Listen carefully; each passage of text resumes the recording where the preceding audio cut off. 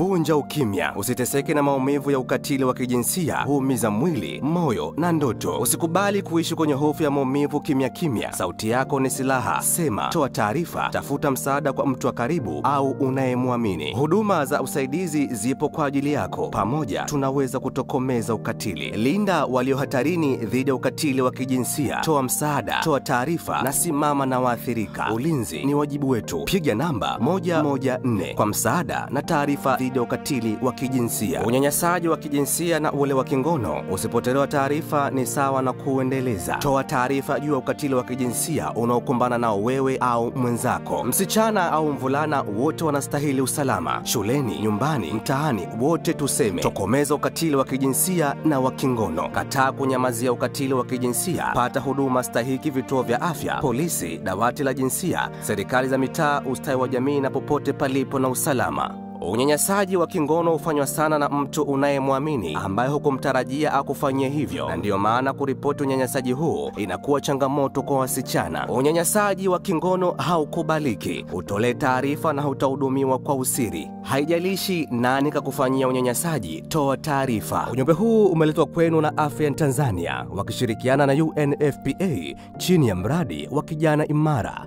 kwa ufadhili wa Global Affairs Canada.